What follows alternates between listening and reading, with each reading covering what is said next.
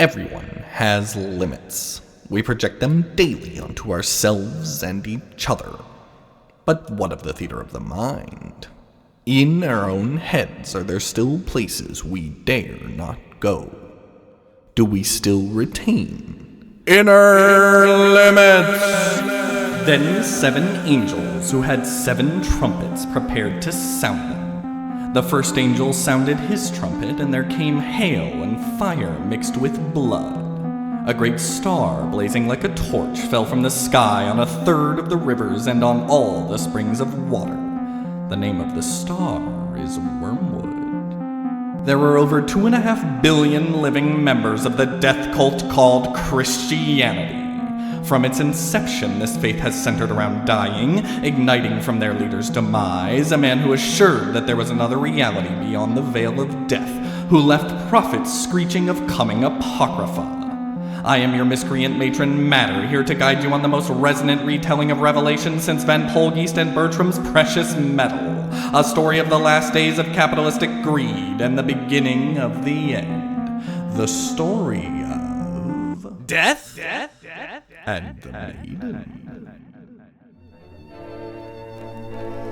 Jezebel awoke to the soft sound of strings. Though her living quarters were but a fraction of the size of those of her youth, with their vast bay windows overlooking family gardens, she was alive and safe. In these times, that was enough.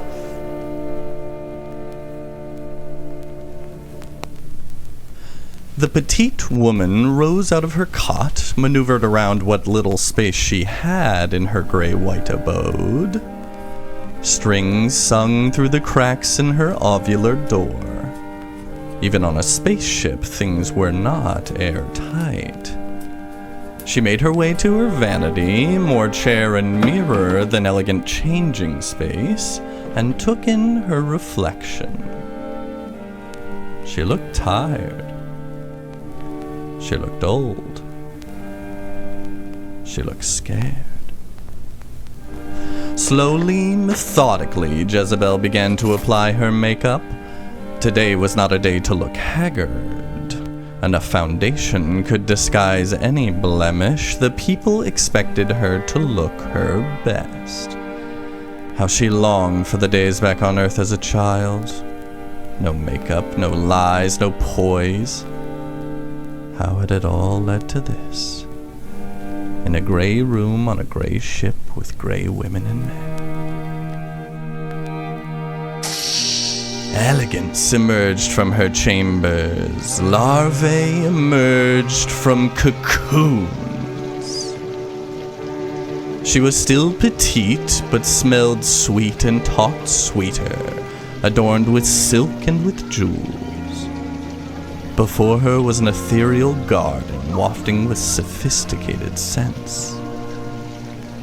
A rotunda of all types of flora, with a fountain at the center of white marble. Along the edges were dozens of doors identical to her own, leading to more minuscule sleeping chambers. Many of the residents were already out and about, mingling in the garden. All were dressed to the nines. Directly across from her, beyond the fountain, lay a large hallway leading deeper into the ship. The string quartet chimed from that direction, midway through Schubert's 14th in D minor, Andante con moto.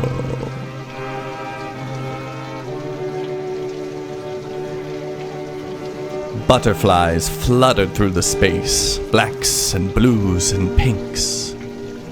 All Jezebel could see were eyes watching her from the backs of the floating beauties, or the faces of well-groomed beasts.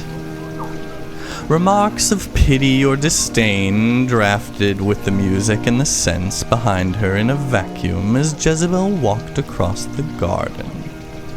She calmly made her way to the hallway beyond, retaining her poise whilst dodging words of disgrace.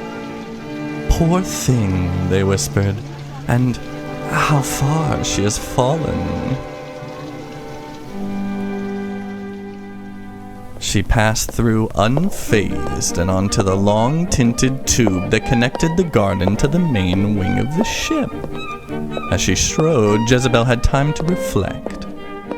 She briefly peered down to the left and caught a glimpse of deep blue through tempered glass and nearly shed a tear. No place for that today. She had to stay strong, stay focused. They could not see her weakness. These people drank fear like wine. Jezebel made her way to the viewing chamber. The people inside were already raucous. Champagne and hors d'oeuvres were flowing like water, sweet cakes and salt meats. The room was filling up before the call had even gone out. Flat men in tuxedos and curved women in gowns laughed and sang praises. Not a single one shed a tear. The focal point of the large amphitheater, built in Greco-Roman make, was a massive pane of glass, a viewing portal to the big show. The spectacle was the sight of all sights, the mother of creation. Floating beyond and below was a magnificent sphere of blues and greens and browns. It had a shape like an oscillation frozen in time. White wisps grew and died on its surface. Deep below their feet, deep grays swam with flashes of light. A storm was brewing. Jezebel! There you are! Beckoned a voice from beyond. Come, join us here at the front. The Imperator has withheld a place for you, my dear. The voice was that of Honadab, the right hand of Jehu.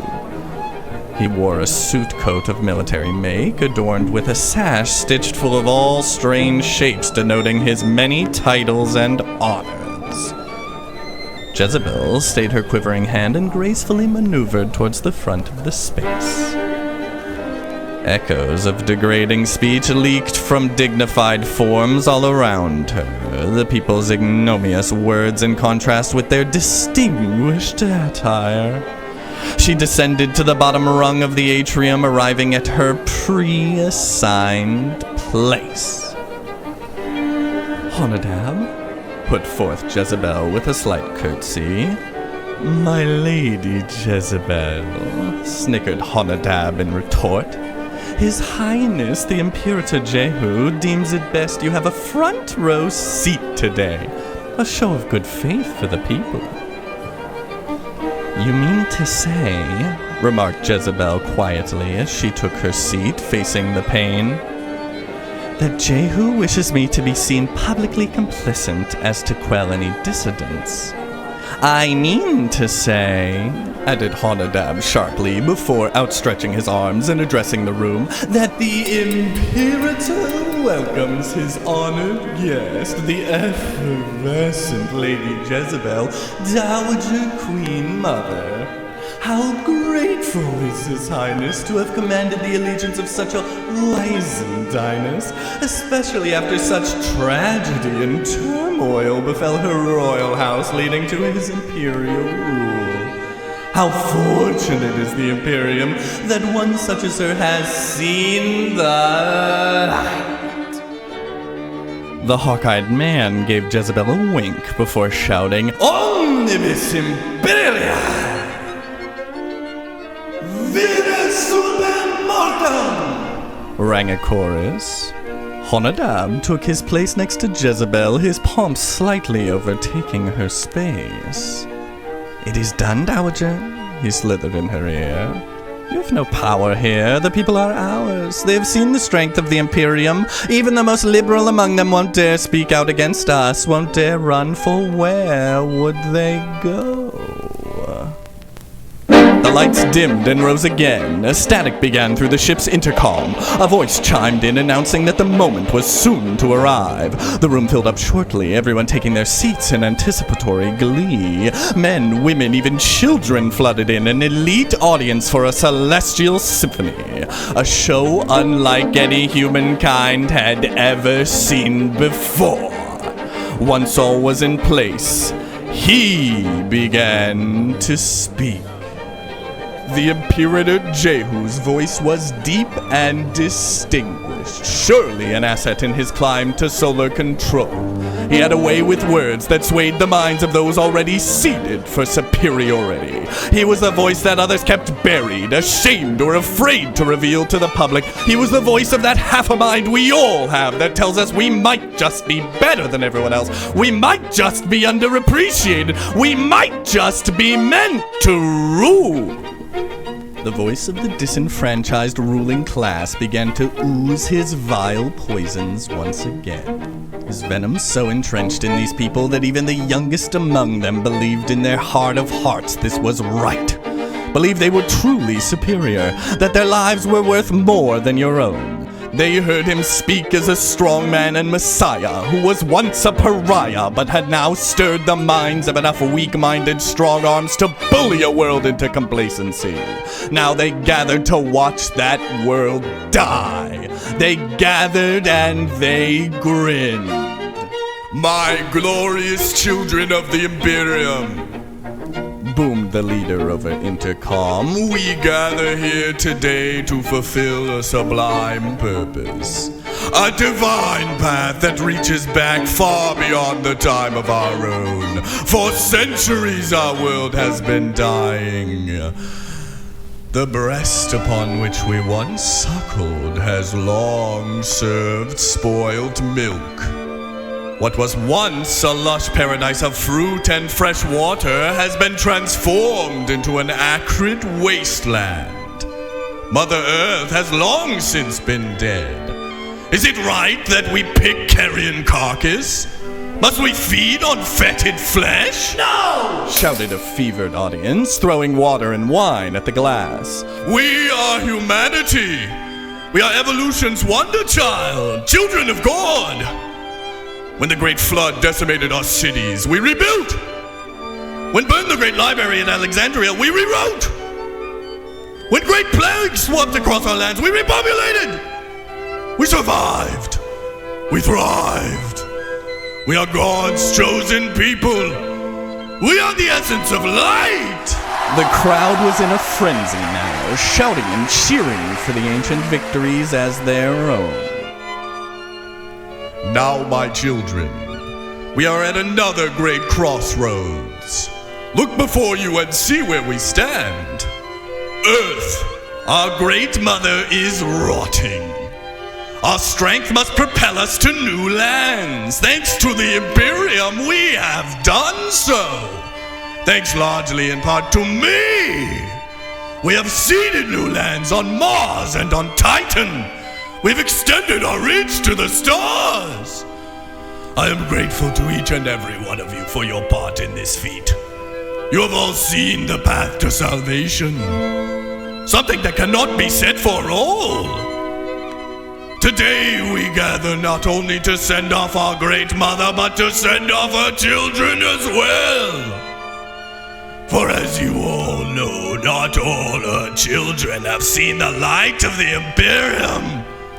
Not all men are children of God.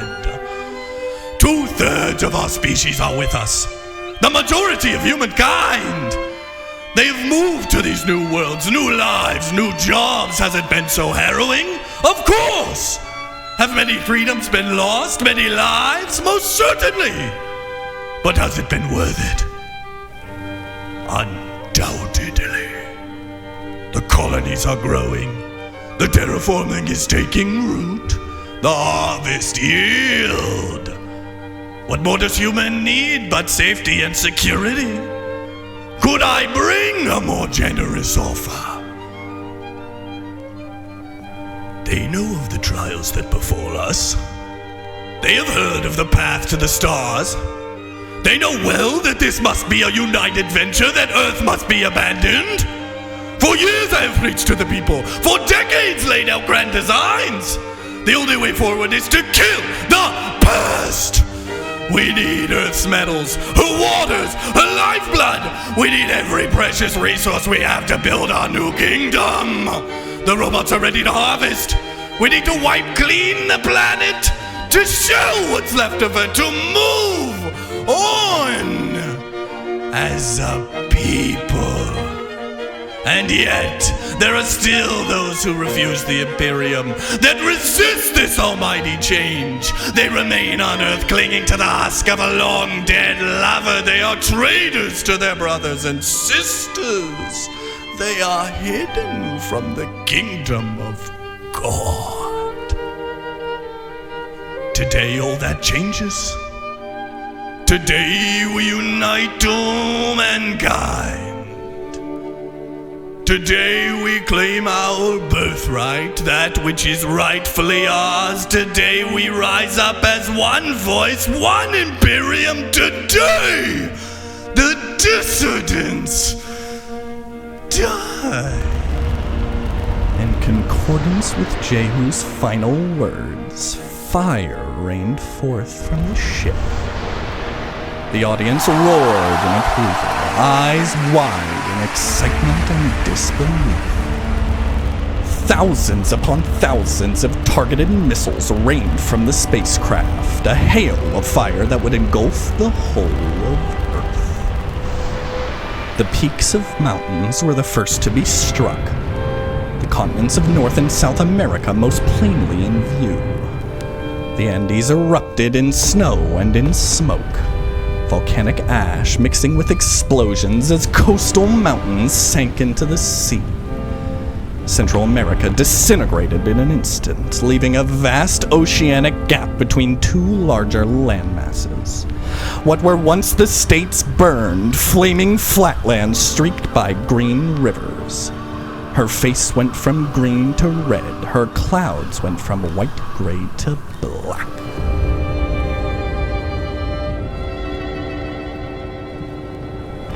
Jezebel attempted to stand, only to be stopped by a hand in her lap.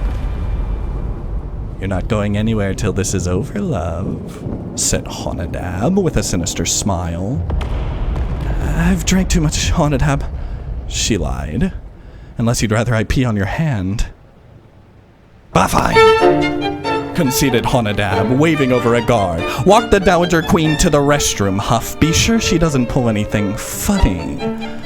Huff nodded in agreement, escorted Jezebel towards the back of the room. As they ascended, the audience jeered, overzealous and overjoyed at the destruction of their homeworld. The Imperator's voice wailed overhead, announcing the next step in his cataclysmic plan. "Now, children, we shall see the waters tainted as to ensure our victory is absolute. The land must be made barren, the well must run dry. It is the only way to secure the supplies necessary for our skybound survival. Release the Wormwood!" Jezebel daren't turn back to look, but she knew the plan well. The Imperator and his army had loaded missile shells with wormwood and were sinking them into the lakes and rivers of the earth.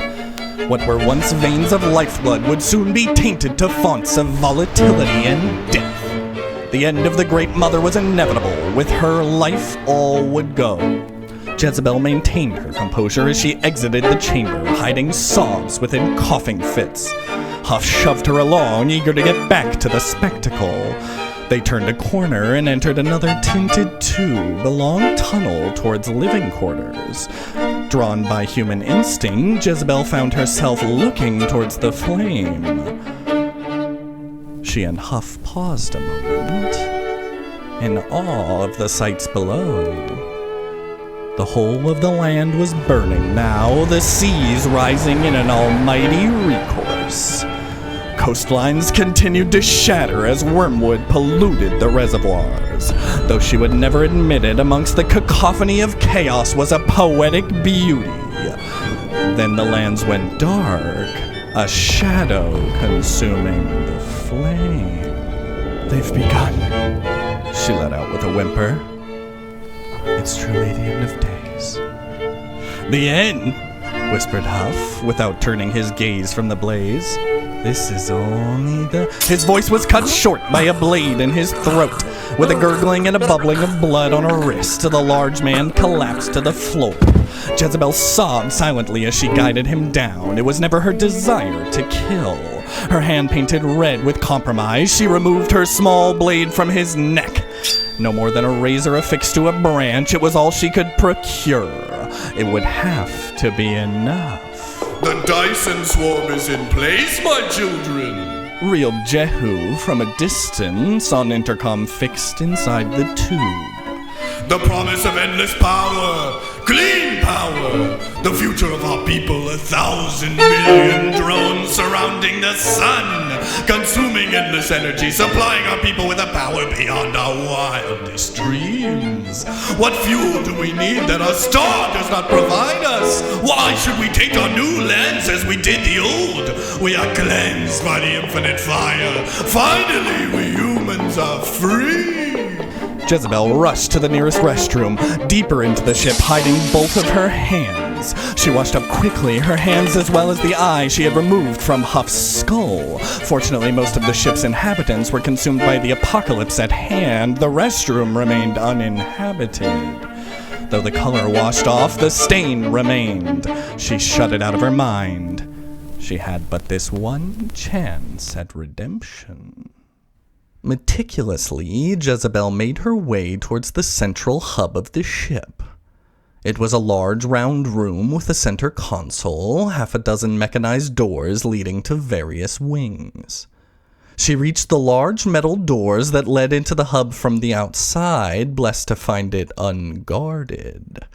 She swiftly made her way to the access point, mashed the open button several times. A small metal arm emerged from behind a previously sealed chamber, like a long mechanical finger with a bulbous red eye on the end. She held up Huff's disembodied eye to the device, held her breath until it flashed green. The vast doors beside her slowly hissed open. Imperator Jehu's voice screeched from within. We will be satisfied with no less than a total cleansing of the mother. We must be thorough. We must be precise. Even a controlled burn is not without soot. My locust will sweep the lands below, round up any survivors and bring them to justice. I assure you that after today, no one will inhabit our long-dead matriarch. No rabbit will find holes where to hide. As the smoke clears, my locust will descend and devour the remaining crop. Omnibus Imperii! Vere super mortem, spoke a voice from beyond the door. Jezebel's data was correct. There was only one guard inside. She stumbled into the room, staggering her steps and breathing heavily. She swung her head in slow circles, eyes squinted, mumbling to herself. "My Lady Jezebel?" the guard exclaimed, rushing over from the door to her left. "What are you doing here? Are you unwell?" "Virus," mumbled Jezebel, swaying unnaturally as she walked. Just as the guard arrived near her, she collapsed to the ground. The guard bent down in an attempt to help her. She cut his Achilles heel. He collapsed beside her. Before he could regain his focus, the woman was already atop him. His throat was already cut. Super mortem. Jezebel hurried over to the lock which the man had previously guarded, accessing the ocular key. Huff's eye gave access to the pod bay, and she pushed through the crack in the opening doors. She found herself in a long silver hallway, lit low and red, with airlocks along each side. Each lock had its own command console beside it. The pods were already loaded. The woman knew she had little time, her work cut out for her. She ran to the nearest console, on the right near the first pod door. She rummaged through files on the datapad, hands shaking as she searched for the folder of coordinates. She found it without too much difficulty, then pulled up the hem of her dress. Tattooed on her left thigh, high and on the inside, was a list of coordinates. They were each associated with a different time, all for today's date. She checked the internal clock on the datapad and made a snap decision for the closest time. She entered the coordinates, stayed low, snuck over to the console, and...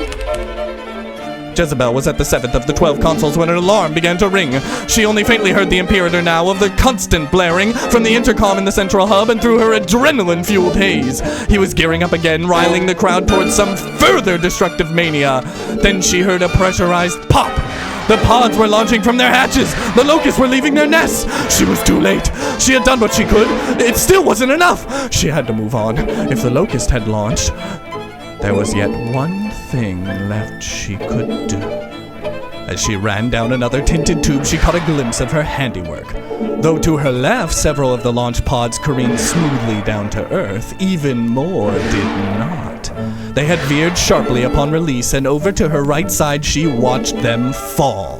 One by one, several pods of locusts, the Imperium's holy warriors, crashed directly into the moon. She paused for a moment to watch another crash and burn, scarring bare rock.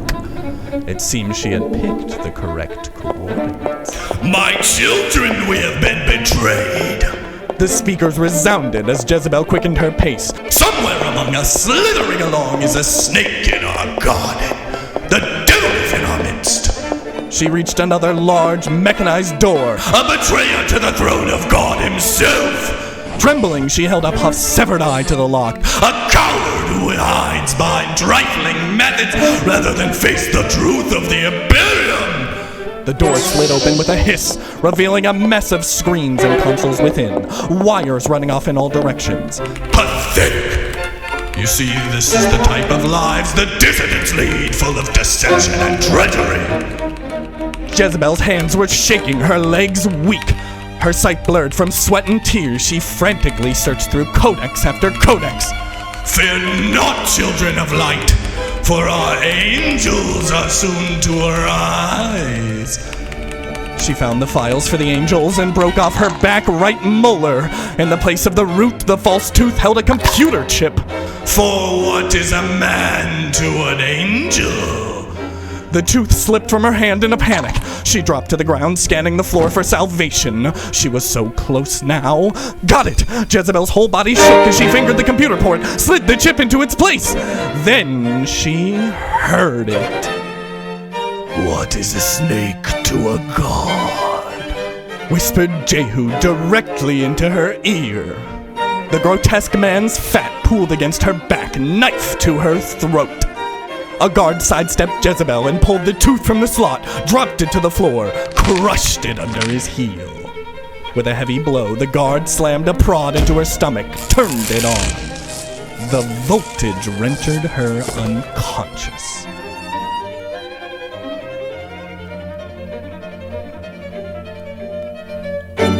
Jezebel awoke in a dim office lined with deep oak paneling beneath maroon walls.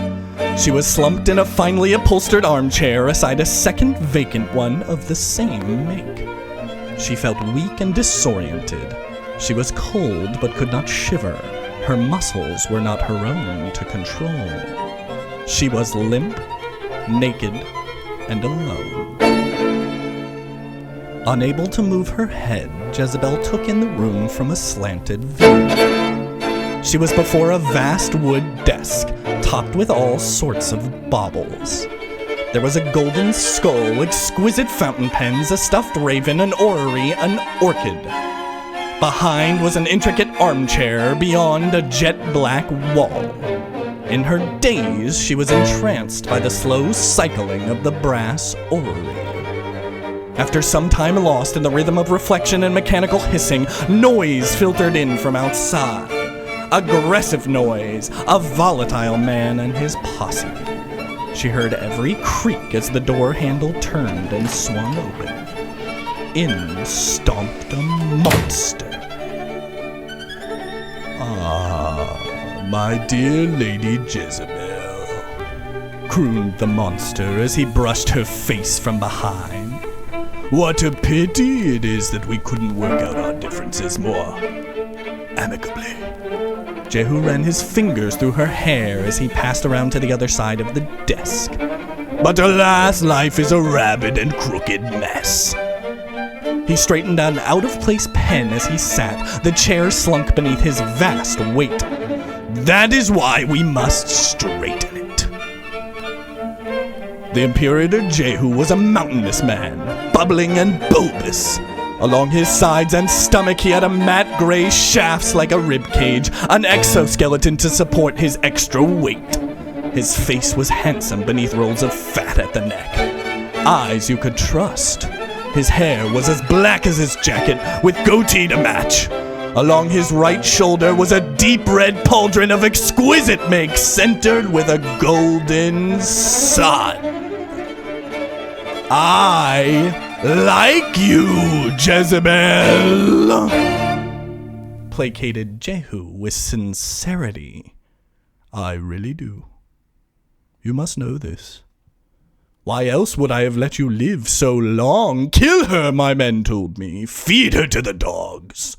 The mother of my greatest enemy, the man I slayed to succeed, a dowager queen, a dissident, a Gaian. No. He raised his hands up in a grand gesture. An intellectual, I said. A great woman with a mind of the masses. A woman who knows the elegance and intricacies of rule. Who can walk in two worlds, beloved by both. This is a woman we need on our side, don't you see? He waggled a finger. This is a woman the people need. Jehu beckoned his hands towards someone behind Jezebel. Swiftly, a servant procured a glass of wine for the Imperator's hand. Surely you recognize my efforts, the many gifts and freedoms which I allow. Hell, for months I let you maintain that garden of your mother's, despite my better judgment. I wanted you happy, Jezebel, fulfilled. I needed the people to speak of my mercy. And the people, they needed you. But you abandoned them, Jezebel, barked Jehu as he slammed his fist on the desk. You hid yourself away, rarely showed your pretty face. The people began to whisper, Jezebel. Hell, you seemed to join them. You know how I hate the whispers. I prefer more vocal efforts. Why? Leaked Jezebel, still intoxicated by whatever the Imperator had given her. Earth. She speaks. Jehu threw his arms up in glory. Come on, Jezebel, you're smarter than that. Did we really dose you so hard? Why would I want to cleanse the earth? Why would I want to clear the system of the dissidents against me?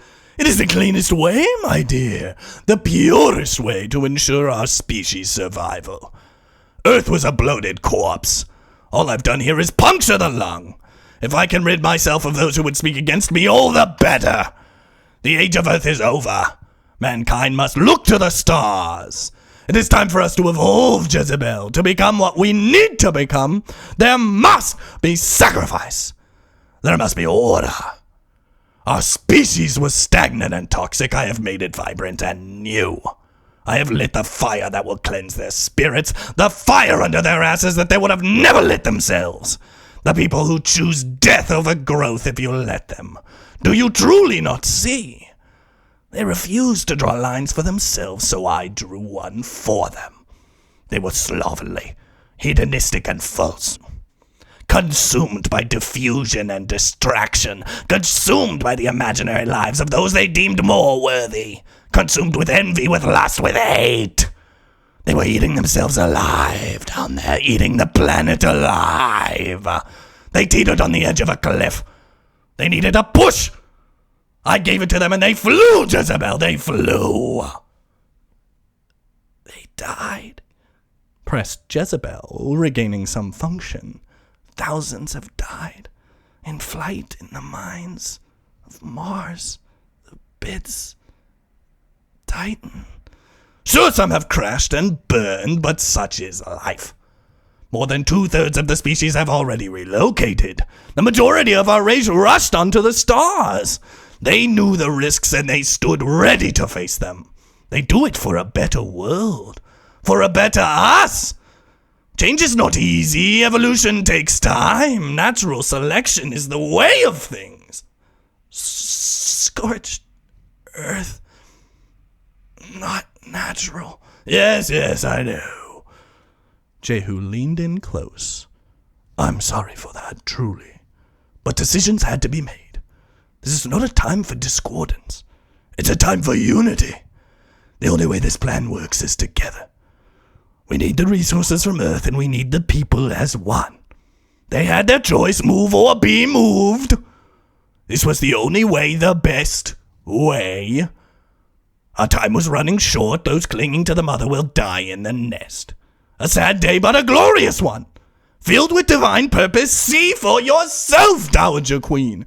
Tell me it is not beautiful. Jehu reached behind his desk and pressed a button, causing the black wall behind him to de-shade to clear glass. Hovering in a sea of stars beyond, partially obscured by the Imperator himself, Jezebel watched the world burn. The angels were at play now, massive mechanized monstrosities of a vaguely human shape, taller than mountains, leveling cities. 4 of them swept across the whole of the earth, decimating all in their path. Jezebel watched as one clothed in a cloud, head wreathed in rainbow, face like the sun, feet as pillars of flame, stood with 1 foot in the sea and another upon the land. Its pose triumphant, their victory absolute. "Don't you see?" exclaimed Jehu, turning back to look at Jezebel with joy on his face. "It's divine!" Jezebel solely spat in his direction. Imperator Jehu let out one long, disappointed sigh.